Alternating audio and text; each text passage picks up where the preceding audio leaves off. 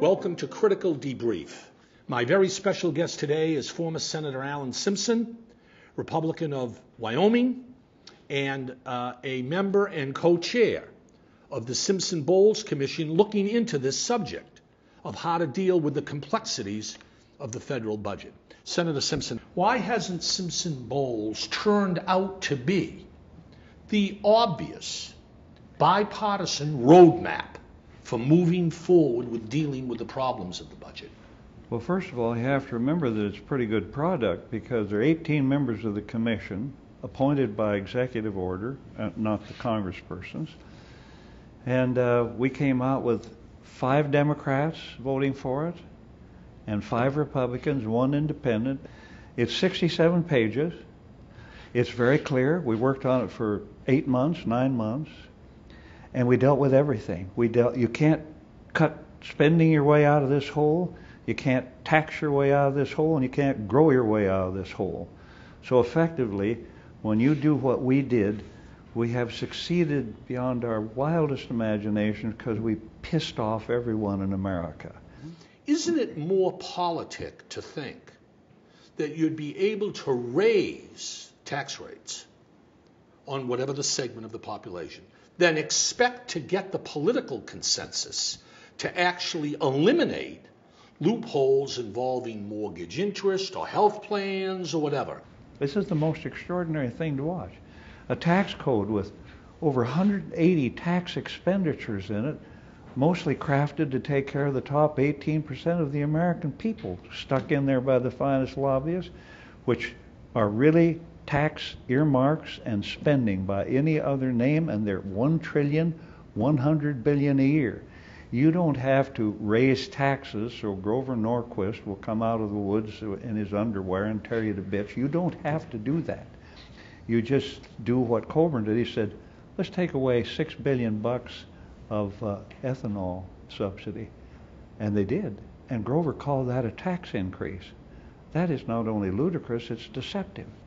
Did you hope, perhaps against hope, that this is so sound and it so displeases all interest groups, just maybe it'll gather some political momentum? Obama was caught.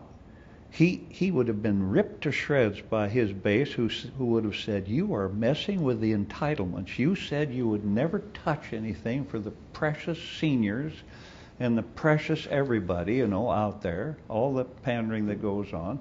And furthermore, anything he would have done would have been unanimously rejected by the Republicans just because it came from Obama.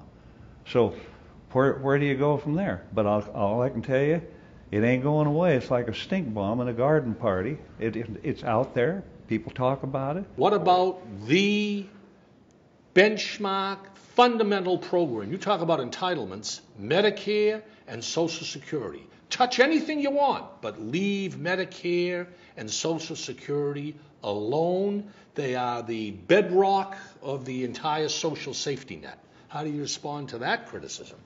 Here's what we said about Social Security. If you do nothing, then in the year 2033, you're going to waddle up to the window and get a check for 25% less. What is smart about that?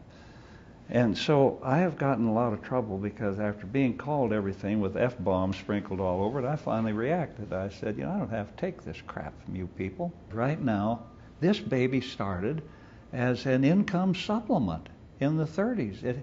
It didn't use the word retirement, maybe people who testified, but it was never in a retirement plan. The life expectancy was 63, and they set the retirement age at 65. You're 78 now, life expectancy, and in a couple of years it'll be 80. You can, instead of being in it 3 years or 4 after you got it, you're in it for 7 or 8 or 10 or 12 more, 14. The American people look upon it as the quintessential government aid program. Here's a statistic that'll shock. Every penny that came in 2011, excise, income tax, every cent went only to 3 things: Medicare, Medicaid, and Social Security. We borrowed everything to fight 2 wars, Homeland Security, R&D, infrastructure, the whole works we borrow. We borrow, every buck we spend, we borrow 41 cents. We borrow $3,600,000,000 a day today You borrow $3.6 billion tomorrow and the next day, and the whole works. Who is kidding who? Senator Alan Simpson, this is Critical Debrief.